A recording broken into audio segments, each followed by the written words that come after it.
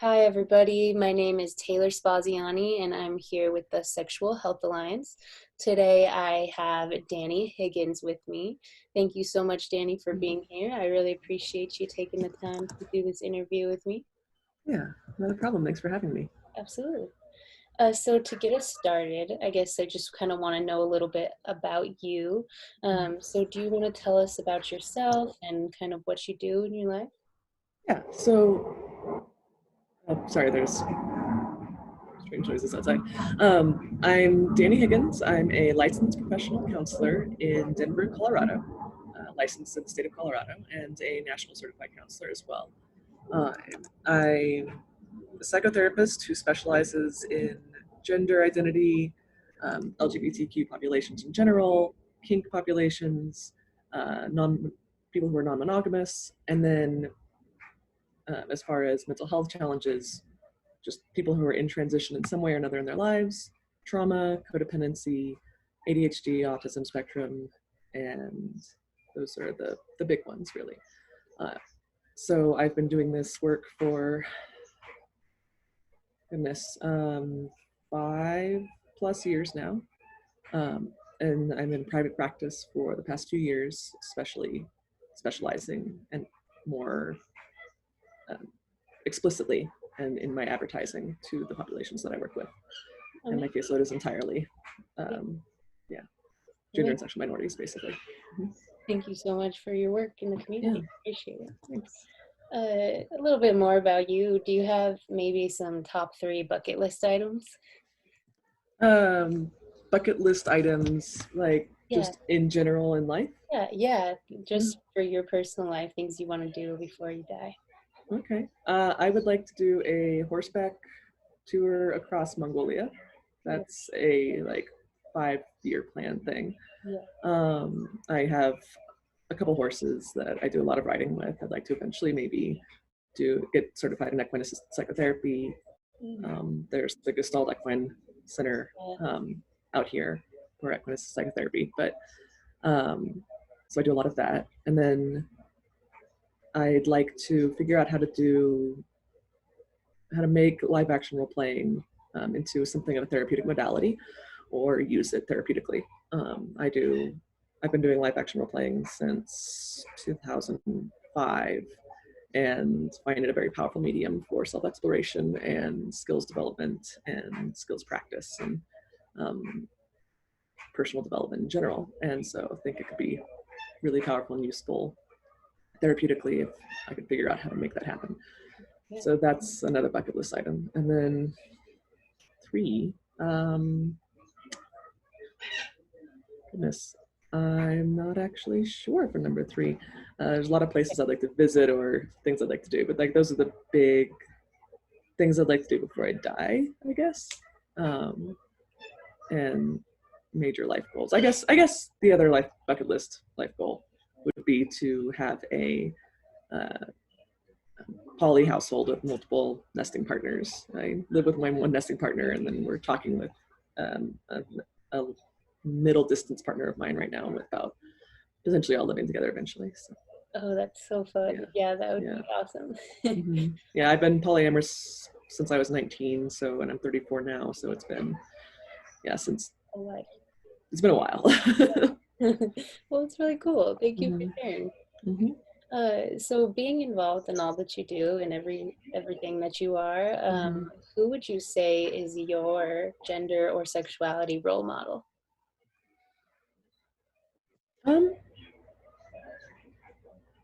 That's also hard to say. There are a number of people that I very much appreciate and look up to in the field. Like Esther Perel is fantastic as far as like some of the work she's done and the things she talks about. But it would have to be like, it's very much a loose conglomeration of influences from friends and people in my community and people who've just been in my life in various ways that I've gotten inspiration from. I wouldn't say I have a role model per se, but um, yeah, it's hard to define. Yeah, Sorry. it's a really hard question. Mm-hmm. Yeah. Definitely powerful. Thank you. Mm-hmm. So in your everyday life, what would you say are some of your most important everyday values? Um, so I live pretty uh, emphatically by the values of my counseling profession, both professionally and it carries over personally, which one of those is supporting autonomy. Is probably it's probably one of the biggest ones for me, especially as a recovering codependent. You know, you work with the clients that you're like in a lot of ways, or work with the issues that you've dealt with in your own self um, as a therapist. And so I end up seeing a lot of codependence, even though I hadn't previously advertised for that. So I just then started advertising for it, since that's clearly something that is drawn to me. Um, and so one of the really important things I've learned over the years is supporting autonomy is vital for both myself and others. It's the best way to support others is to support them in supporting themselves, and not, I have a very strong personal rule of I don't give advice or help people problem solve without asking permission or being asked. And try to do listening first, and remind myself that the best way to help or support someone is not to do it for them or tell them what to do, but to help empower them to do something themselves. That's probably one of my most conscious, closest values. Others are honesty.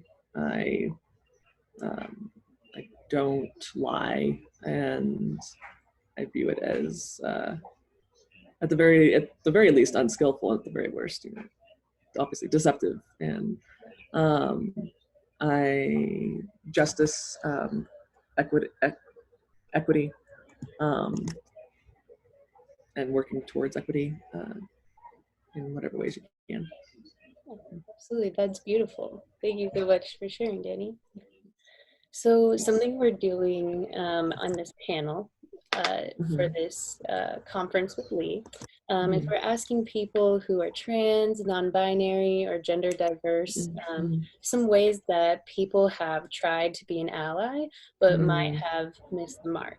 So if you Mm-hmm. have any experience around that, would you mind sharing? And also feel free to identify yourself in a different way if those identities didn't match.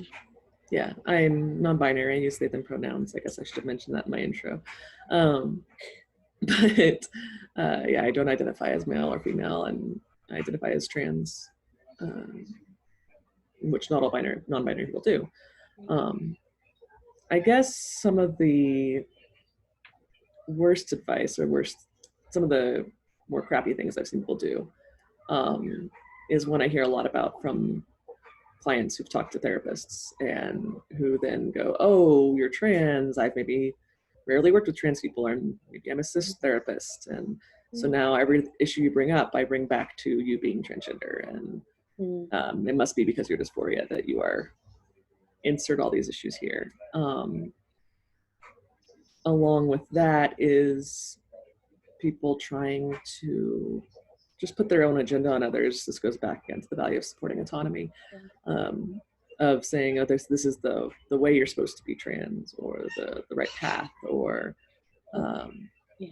what surgeries have you had, or are you going to have, and what is your transition going to look like?" I'm assuming making assumptions of what it's going to look like based on what I imagine trans people are like, and so everyone's path and choices are those are very very personal and unique to each person. There's no one right way to be transgender. So one of the things I've encountered repeatedly in people who are trans is this idea of not being trans enough or not being valid because you're not conforming to a specific path or route. And I kind of joke at this point that it's practically a symptom of being trans, is that you go through a period of feeling like you're not valid, you're not trans enough, you're not legitimate.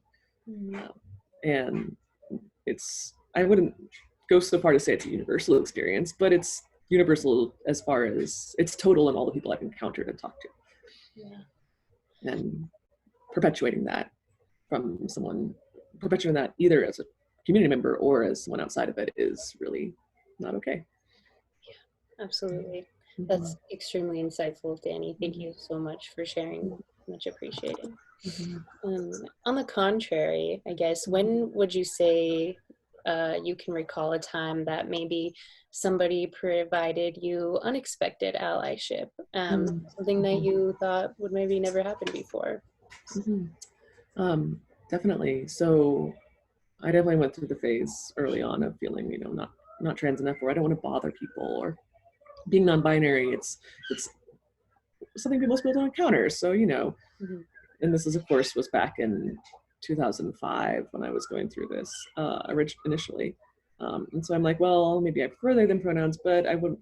That's weird for most people, so I'm just gonna say, it's okay, just try, or I'll mention it sometimes and not. And if they don't do it afterwards, I won't bother mentioning it again. Very accommodating, and overly accommodating. And what was a big thing for me was one, when people would correct others, including when I wasn't around, on my pronouns and on my gender. And then when people would also just get like kind of not irate on my behalf, I guess, but like defensive on my behalf, and uh, upset for me when I didn't feel like I could be that for myself. Right. And so seeing that was like, oh, yeah, I guess that isn't okay for people to do that. And I guess because I could get upset over for other people, but not for myself.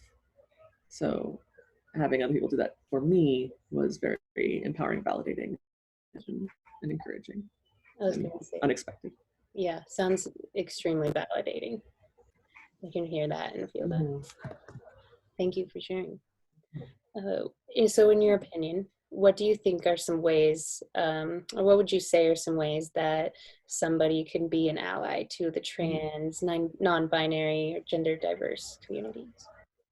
I mean, there's all the standard things of always introduce yourself with your pronouns. Don't assume that even if like, especially if you're a cis person, like just um, that normalizes it for Mm, everyone rather than only asking, and don't just ask someone's pronouns when they look trans or look non-binary. right. Um, uh, Making a habit of asking those pronouns, and using pronouns consistently as best you can. If you mess up, then correct yourself and move on. Don't apologize all over yourself and make a big deal out of it. Draw attention to it. Just correct and move on. Correct other people gently and move on when they mess up. And also ask how individuals want to be supported. For instance, if I don't correct someone in a particular moment and we're in person together, a lot of times I don't want my friend to correct them for me when I'm right there.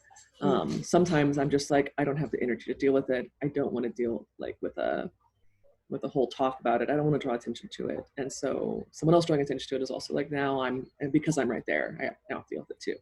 If they wanted to talk, but if my friends want to talk to that person afterwards or when I'm not around, or correct people when I'm not around, I always appreciate that. And so that's kind of my area of like, if I'm not correcting the person, because at this point in my life I do, then it's probably for a reason. Absolutely. So yeah. That's awesome. Thank you for your insight. Mm-hmm. And last but not least, I kind of just wanted to give you an opportunity and roll out the red carpet for you, give you an opportunity to tell the world what you're passionate about, what you're working on, or what you'd like everybody to check out. Yeah. I don't have anything really out there right now. I'm working on some Medium. I'm posting some occasional articles on Medium on specifically on trauma and on ADHD. There's and this is a little controversial, but my experience keeps bringing it up, and the data keeps bringing up of there's just a higher proportion of people with ADHD and autism in the trans community, and vice versa.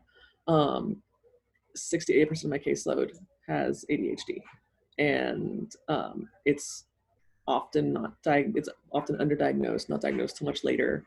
Right. And so like I'll have people come in and like within 5 minutes I'm like, I'm sorry, I'm picking up on signs, let's assess further. Or I'll doubt myself and go, oh, I'm sure I'm just seeing it everywhere. And then it turns out that when it comes up after many, many sessions that a guidance counselor said they probably had it, and their parents were like, no, that's not a thing. Or a relative a parent got diagnosed recently. And so it's very likely that the client also has it. And so my experience keeps being held out on that. And so we don't know why that is, any number of reasons. But the fact remains that it is. And so between ADHD and trauma, because if you're part of a marginalized group of any kind, you're a lot more likely to have trauma just because of how the society responds to us and treats us, and family of origin issues, and the trauma of not living as yourself and denying yourself for so long in a lot of cases. And so I try to do a lot of education on ADHD and PTSD, and view it as vital that if a person works with the trans population, they should have some basic competence in these things, because a lot of people don't. Competency in trauma is growing, but competence in ADHD isn't. You'd think after all these years people would recognize it now, but they still don't understand the complexity of it. So I write articles in that sometimes. Having ADHD myself, I only got diagnosed a few years ago. Sometimes it takes a while for me to finish polishing them up and posting them after the initial writing, but so that's one project. The other project I'm working on right now, and I don't know when I'm going to get it fully done and published, is I'm doing LARP therapy sessions. So I'm recording sessions with a bunch of friends who are in the live action role playing world, and where I'm playing the part of a dimension hopping therapist who goes to these different areas and does individual therapy with these various characters in these various worlds. And I do it straight. I do the intake session, second session with goal setting, third session. I'm going to try doing 3 sessions and then editing them together. But the idea is it's a kind of fun, hopefully entertaining way of showing what therapy is like, without having to worry about HIPAA violations, privacy violations. And so to demonstrate some of that, because a lot of people don't know what therapy is like or what they're getting into. And so they're like, maybe I should get therapy, but it's scary, it's intimidating, it's weird, I don't know what it's gonna be like.